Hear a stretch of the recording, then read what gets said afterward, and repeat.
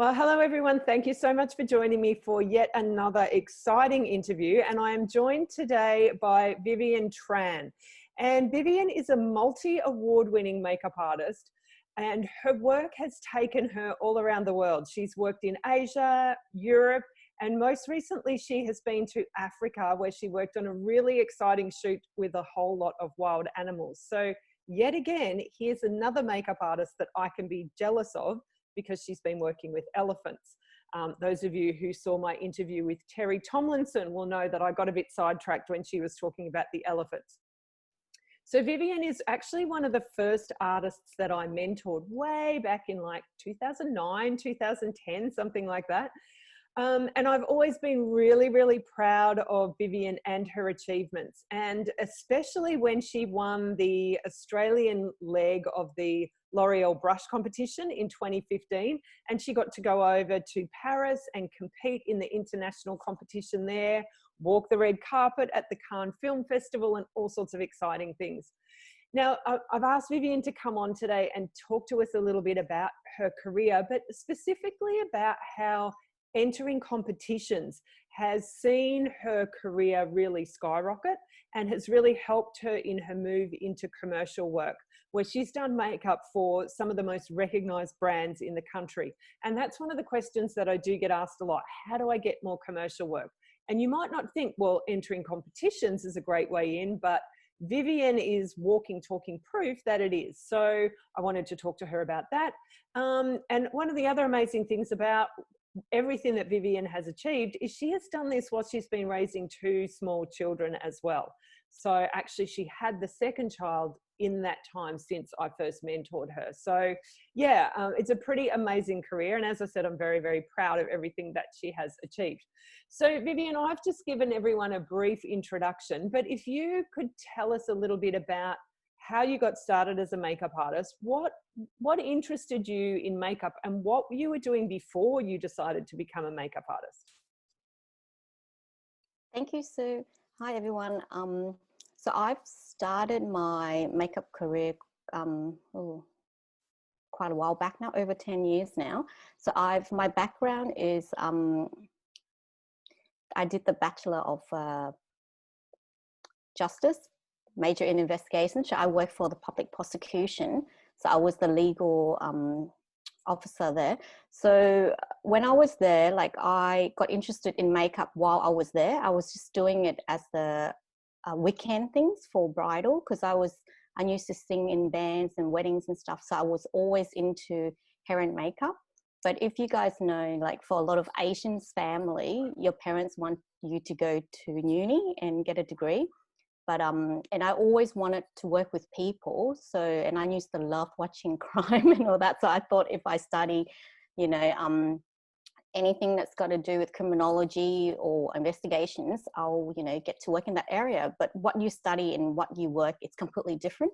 And it was really sad and daunting all the time, hearing all the crazy cases. And then I was studying part-time. I think it was only the Cert 2 to do bridals and fashions. And then when I was there, I got really sick.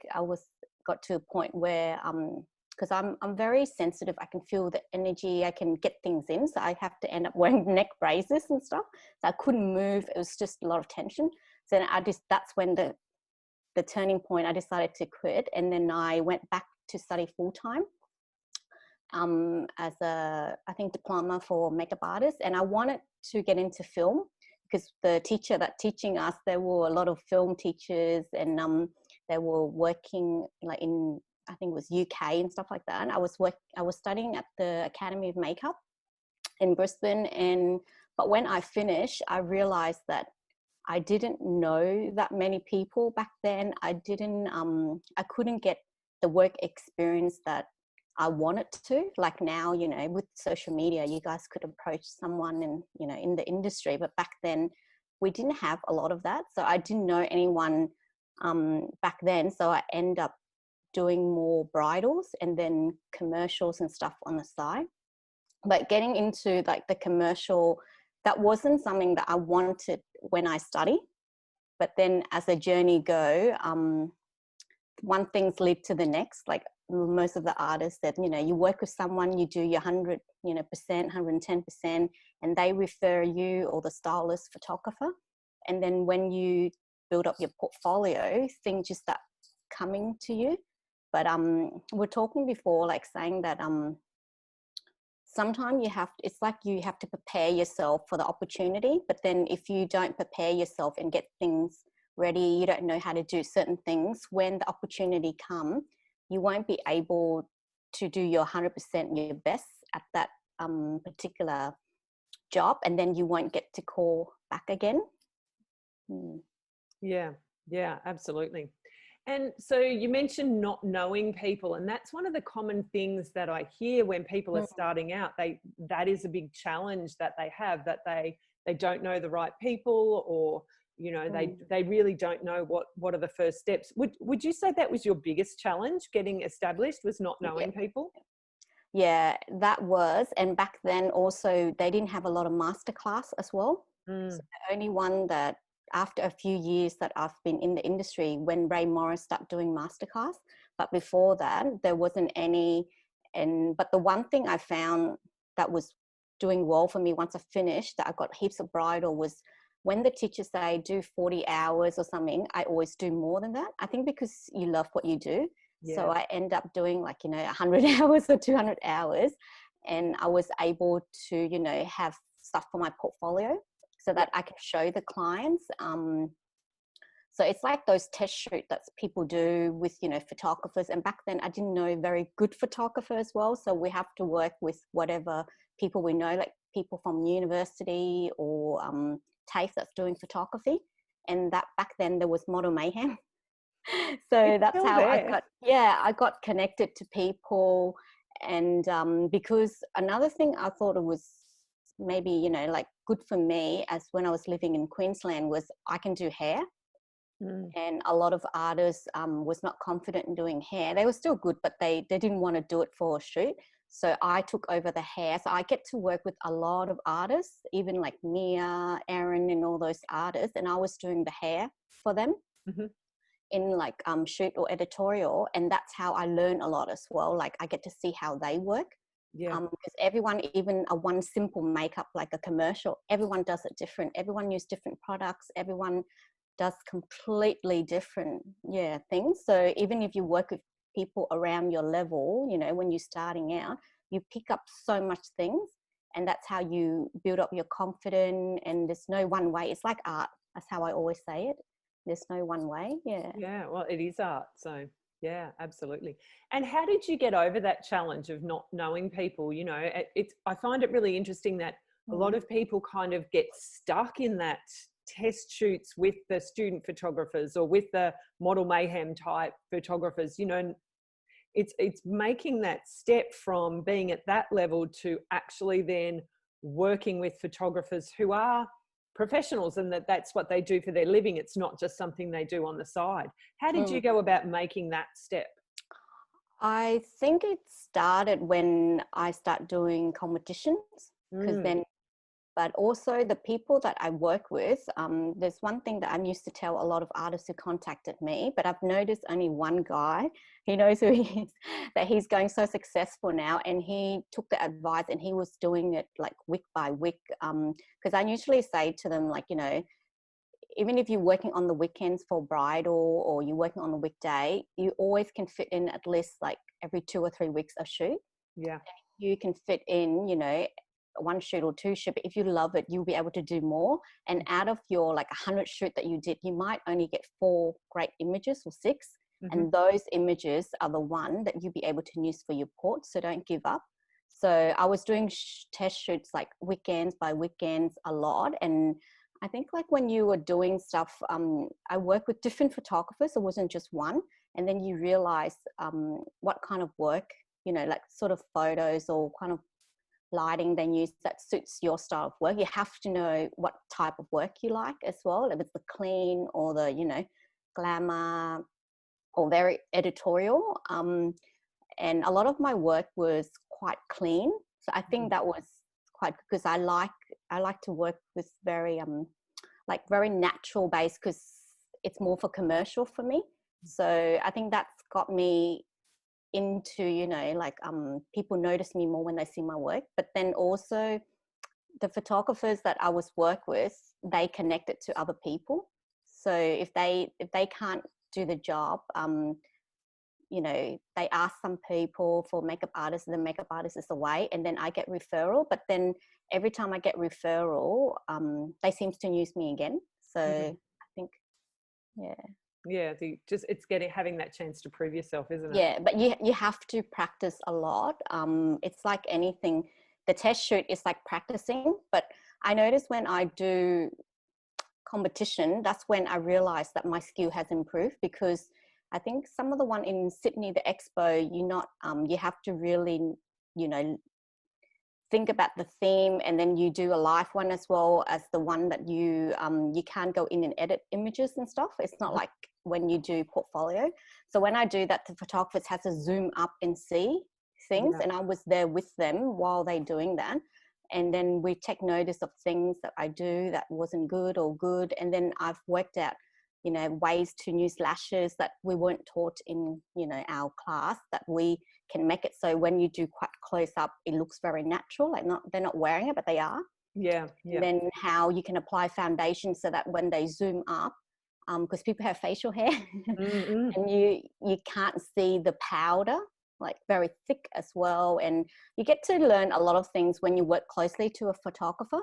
Yeah. And, and then I noticed, like, for me, it was a lot of small break that's got me to big job. Sometimes it's from like a stylist that I work with. And I think even if you're a good artist, you need to have a really like calm and nice personality, because that's very important. Absolutely. Yeah. If you're too quiet, sometimes I have one assistant, she's so lovely. I met her since school, but she's so quiet that the photographers always think something's wrong. Yeah. Because when I refer her to job, they will contact me after and go, is she okay? She doesn't, she literally didn't talk. It was too quiet. Yeah. But then you have to know your limit. When you talk too much, I have another one that she talk nonstop. And that's too much. So you have to know your limit, and just be able, like when you're on set, do different things as well as your task as well. If you see someone need help, even a stylist or someone, and their assistant ran out, you can go and help them. Or you don't need to be just doing your job. You don't need to go and clean their equipment, because you don't know what they're doing. You might break stuff, but you just ask them if they need help and you help them, and I think it's like, even if you only work with them once, it's like that little thing that they remember you. You're very nice and caring, and yeah. Awesome. So you've mentioned competitions, and I know that you've entered and won a lot of competitions. Just reading your awards section on your website, it's like, wow, yeah, there really is quite a lot there. So talk to us about that experience. Why did you decide to enter competitions in the first place? And how do you think that entering competitions has advanced your career? So I've decided to enter into competition. The main thing back then was for my bridal business. So because I wanted people to notice me more, because there's so many artists in Queensland that time, and for people to notice you more, and for advertising as well. If you say you've won an awards, you have more chance of them hopping on your website to check out your work. Yeah.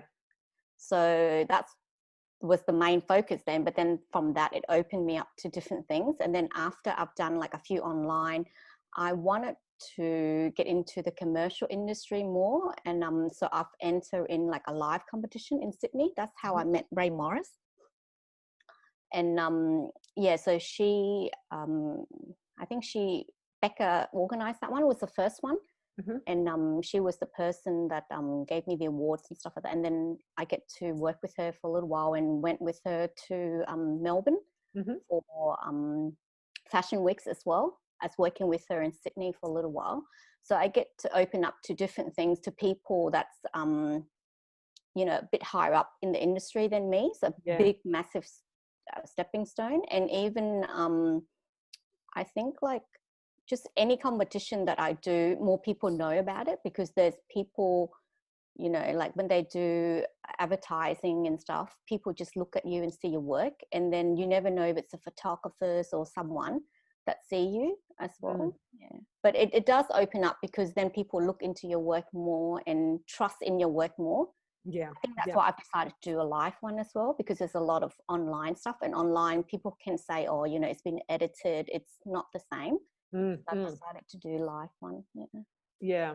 I've judged a few live competitions here in Brisbane, and it's always surprised me how few people actually enter. You know, I'm thinking, oh, there'll be like 100. No, there'll be like 10 or 5 people entering in a competition.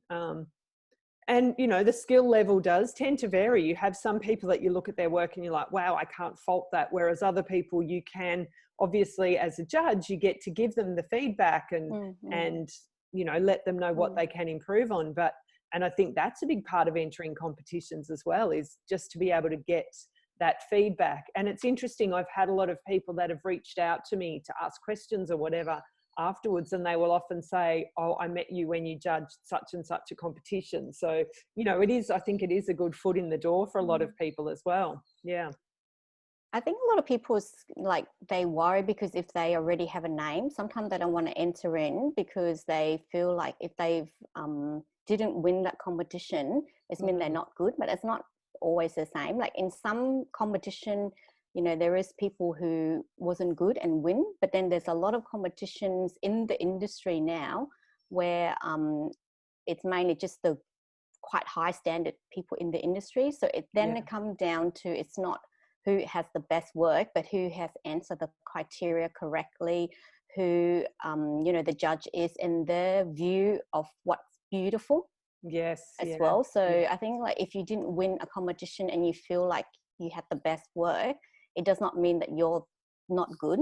And then, you know, some people win competition. I've been, you know, at the competition and people have won and they can't believe they won. They like too surprised and, you know, like crying and stuff, but like they deserve it because they don't realize how much work they've put in for the judges to pick them. So, you know, and they go out and do really well, those ones that didn't believe that they got the the prize. And and now they're doing so well, then the people that know that, oh, I'm going to go in and I'll win. You know? So you're right, in that way it can be a big confidence boost as well, even just to enter, because who knows, you might win and you know, you might surprise yourself. But it definitely helped a lot if people are doing bridal. I definitely think that if you have any kind of awards, it will help because it get the people to trust in your work more. And then they still do a trial, but then it's, you know, if they have like 5 people, they're going to have to do a trial and spend money for, and they have to pick 2. They will pick someone who's got an award and another person, because if everyone images was perfect online, who do they pick, you know? And it's always referral, or they go for someone who's got a, you know, a name in the industry. That's a very good point. Talk to us about your amazing experiences with the L'Oreal brush competition and going to France. I remember that time and it was so exciting watching the numbers and you know. It was. I didn't realize what I got myself into. So I was always behind the scene person. I don't like to be in public and stuff like that.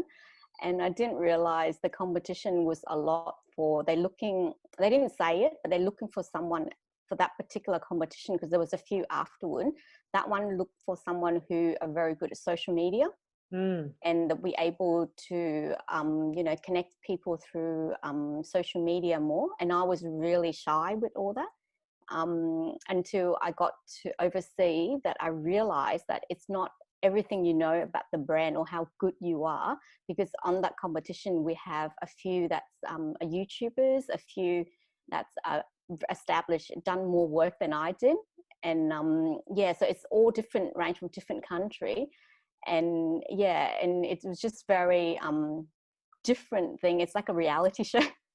And it was very, very nervous-ing, because I think like now I realize, you know, like the reality show is what you see. It's not what happened all day. There was a lot of waiting around. You know, the place was beautiful and it was, you know, beautiful food and they treat us so nice, but it was just so much waiting around and the unknown. And they don't let us tell us stuff, and it's just the unknown that's very you know, like, oh, what's happening next, and just waiting around. And if someone who are very good with public speaking, I think in not just our industry but any industry, would have been really good when they went on that competition, because they'd be able to express themselves, because there's a lot of interview. There was everything was about, you know, the confidence you have to show out. It's not just how good you are, but how you be able to be the brand ambassador as well. Like, so I think I wasn't prepared enough for that as well. So, and that was something that I was wanting to work on before, but I didn't get to that part yet. So that's what my next goal. I remember, because I haven't really seen a competition like that since, because you had to do shoot a behind the scenes video, didn't you? And then the first part was getting votes, and then the second, like, the people that got the most votes then went into actually being and then the judge get picked. And then it was very different because every country does it different as well. So for some people, they might say it's not fair because, you know, some country very strict, they actually go through a live one afterward. And then they pick the person who was able to do the makeup that they think is the best at that, you know, event that the judge pick. And then they can go to another one overseas. And then but then our one, they just have the top 5, and once you're in the top 5 for Australia and New Zealand, it's the judge that pick after that. So I thought that was good, because the judge, you know, picked the makeup. So I was quite happy that I've won that competition, because then more people know about me, and then I get to meet the director of L'Oreal and work with her as well, and she was lovely. But overseas was very interesting and different, and the red carpet was very interesting. One of those very wonderful experience. You probably never thought you were going to be doing, but there you were.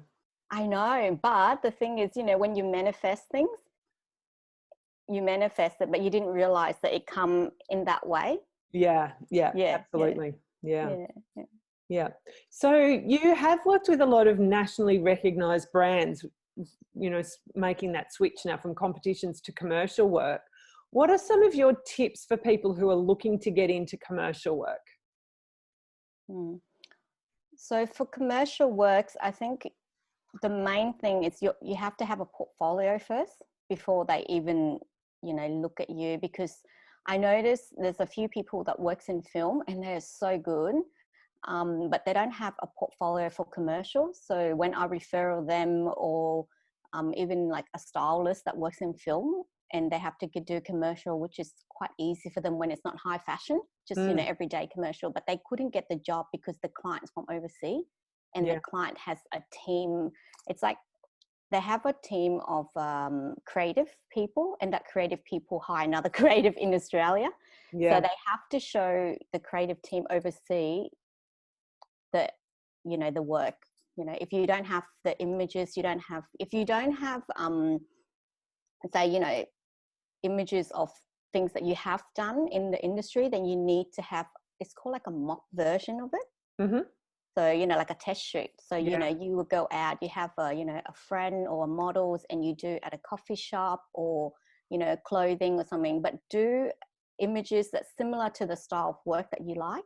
So if you want to work for catalog, you do, you know, sort of catalog images. If you want to work for like Lorna Jane, which I've worked a lot before, then you have to have a lot of images that's sportwear.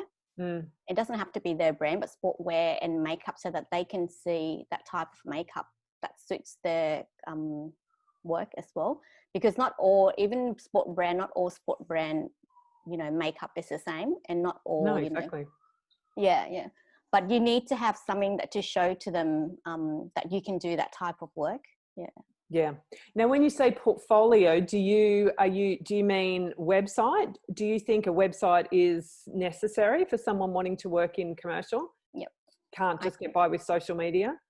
If you want to work with international company, you need a website. If you don't have a website, then you have to have an agent, because the agents will have their website, because not all I've seen not all like very famous artists have website, but they have an agent, and the agent's their website has the website. Yeah. Instagram is good, but it might not be enough. Even a plain website with, you know, like contact and a main portfolio.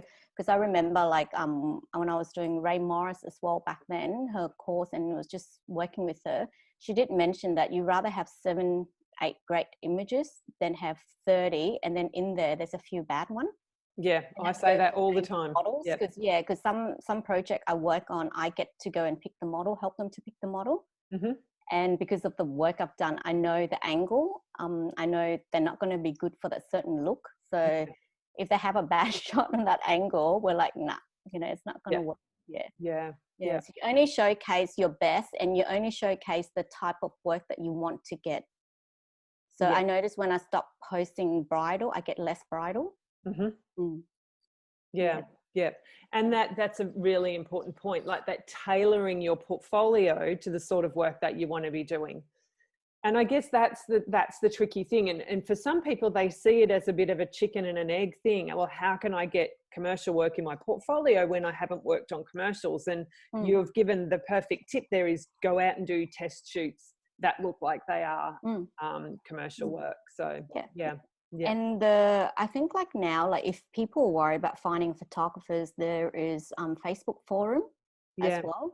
And anyone who works photographers that's doing the last year of university would be able to, you know, but the thing is, it's not just going out to get a photo, because my background is investigation. So I love planning things.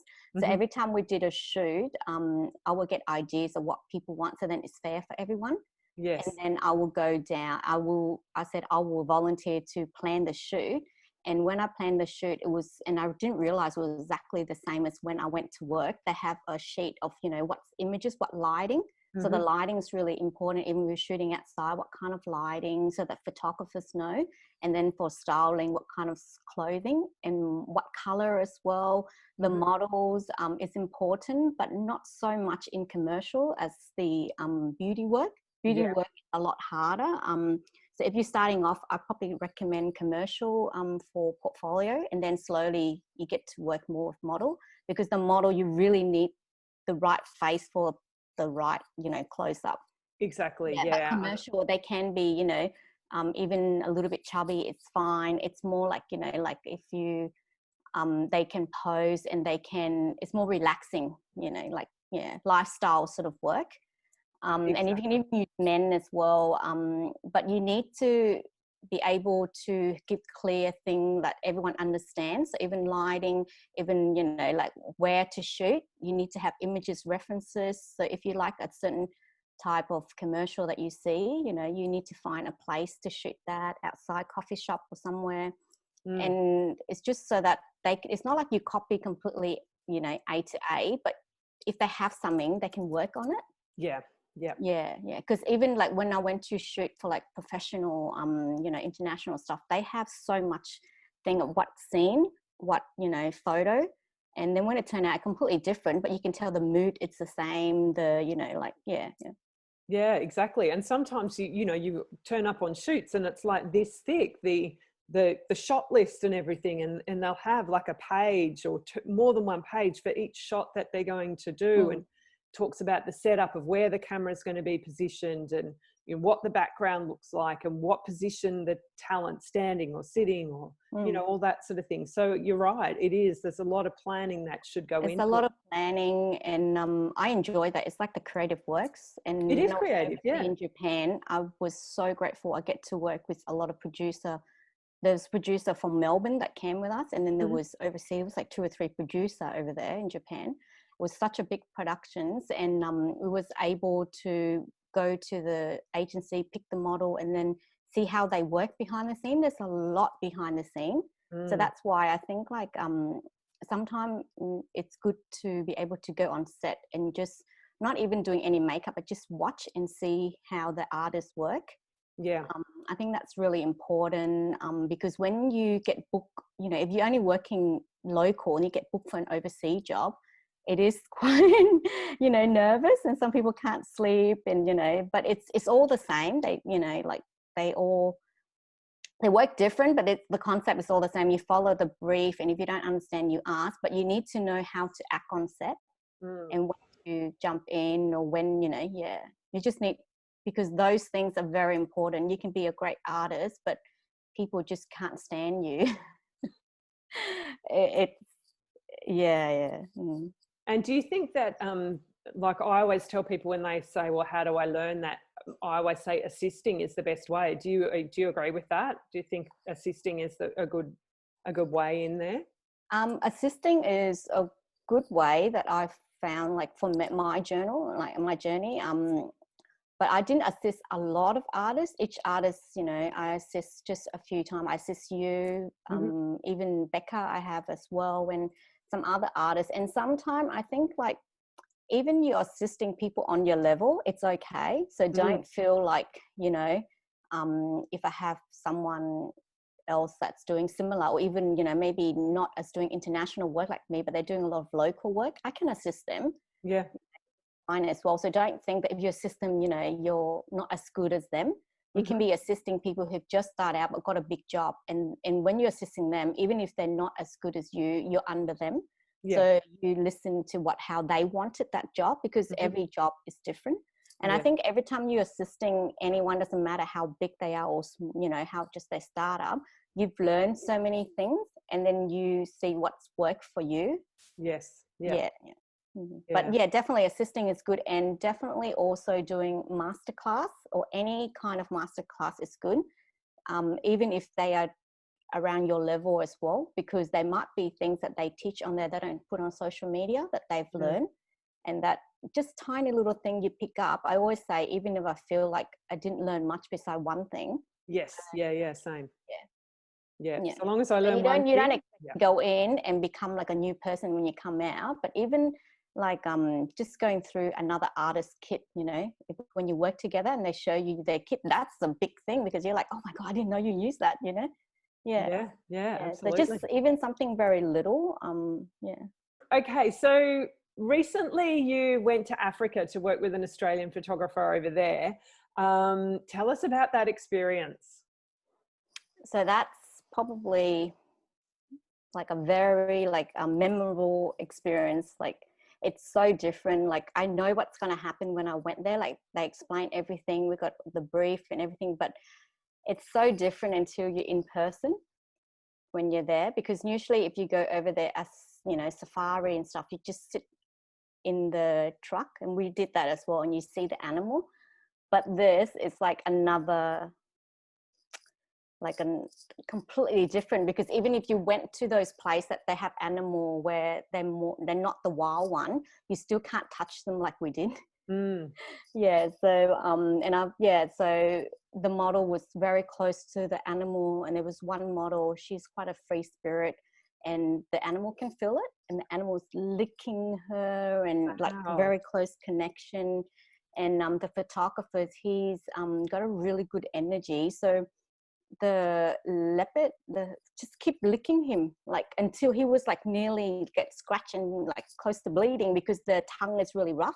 I got a lick just once, but it was just really rough, and it was like full on licking him non-stop, and we're like, whoa, what's happening? So it was really great. Like, we get to be so close to the animal, and the elephant as well, like, hugging them.